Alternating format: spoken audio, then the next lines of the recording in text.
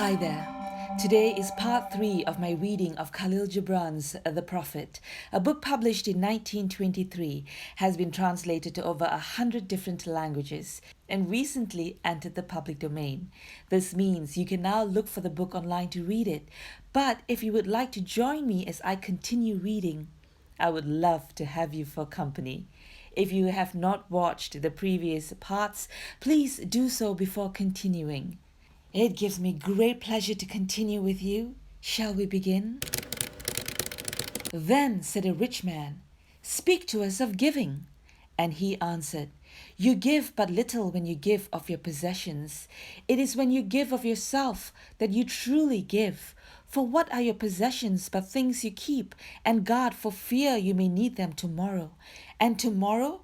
What shall tomorrow bring to the overprudent dog, burying bones in the trackless sand as he follows the pilgrims to the holy city? And what is fear of need but need itself? Is not dread of thirst when your well is full, the thirst that is unquenchable? There are those who give little of the much which they have, and they give it for recognition, and their hidden desire makes their gifts unwholesome. And there are those who give little and give it all. These are the believers in life and the bounty of life, and their coffer is never empty. There are those who give with joy, and that joy is their reward. And there are those who give with pain, and that pain is their baptism. And there are those who give and know not pain in giving, nor do they seek joy, nor give with mindfulness of virtue. They give as in yonder valley. The myrtle breathes its fragrance into space. Through the hands of such as these God speaks, and from behind their eyes he smiles upon the earth. It is well to give when asked, but it is better to give unasked through understanding. And to the open-handed the search for one who shall receive is joy greater than giving. And is there aught you would withhold? All you have shall some day be given. Therefore give now, that the season of giving may be yours and not your inheritors. You often say, "I would give, but only to the deserving." The trees in your orchard say not so, nor the flocks in your pasture. They give that they may live, for to withhold is to perish. Surely he who is worthy to receive his days and his nights is worthy of all else from you. And he who has deserved to drink from the ocean of life deserves to fill his cup from your little stream. And what desert greater shall there be than that which lies in the courage and the confidence, nay, the charity of receiving? And who are you that men should rend their bosom and unveil their pride, that you may see their worth naked and their pride unabashed? See first that you yourself deserve to be a giver and an instrument of giving. For in truth it is life that gives unto life, while you, who deem yourself a giver, are but a witness, and you receivers, and you are all receivers. Assume no weight of gratitude, lest you lay a yoke upon yourself and upon him who gives. Rather raise together with the giver on his gifts as on wings. For to be over mindful of your debt is to doubt his generosity, who has the free-hearted earth for mother and God for father. Then an old man, a keeper of an inn, said, "Speak to us of eating and drinking." And he said, "Would that you could live on the fragrance of the earth, and like an air plant to be sustained by the light. But since you must kill to eat, and rob the newly born of its mother's milk to quench your thirst, let it then be an act of worship, and let your board stand an altar on which the pure and the innocent of forest and plain are sacrificed for that which is purer and still more innocent in man. When you kill a beast, say to him in your heart, 'Be the same power that slays you, I too am slain, and I too shall be consumed. For the Lord that delivered you into my hand shall deliver me into a mightier hand. Your blood and my blood is naught but the sap that feeds the tree of heaven. And when you crush an apple with your teeth, say to it in your heart, Your seeds shall live in my body, and the buds of your tomorrow shall blossom in my heart, and your fragrance shall be my breath, and together we shall rejoice through all the seasons. And in the autumn, when you gather the grapes of your vineyards for the winepress, say in your heart, I too am a vineyard, and my fruit shall be gathered for the winepress.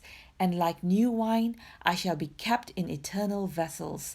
And in winter, when you draw the wine, let there be in your heart a song for each cup, and let there be in the song a remembrance for the autumn days, and for the vineyard, and for the winepress.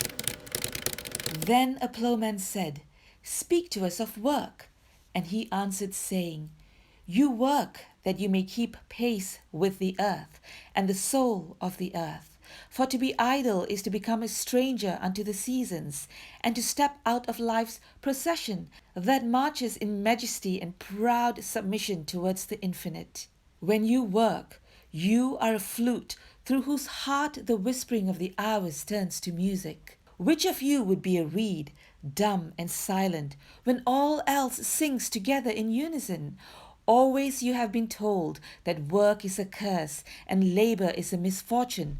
But I say to you that when you work, you fulfill a part of earth's fullest dream, assigned to you when that dream was born. And in keeping yourself with labor, you are in truth loving life. And to love life through labor is to be intimate with life's inmost secret. But if you, in your pain, call birth an affliction, and the support of the flesh a curse written upon your brow, then I answer that not, but the sweat of your brow shall wash away that which is written. You have been told also that life is darkness, and in your weariness you echo what was said by the weary. And I say that life is indeed darkness, save when there is urge, and all urge is blind, save when there is knowledge, and all knowledge is vain, save when there is work, and all work is empty, save when there is love. And when you work with love, you bind yourself to yourself, and to one another, and to God. And what is it to work with love? Is it to weave the cloth with threads drawn from your heart, even as if your beloved were to wear that cloth? It is to build a house with affection, even as if your beloved were to dwell in that house.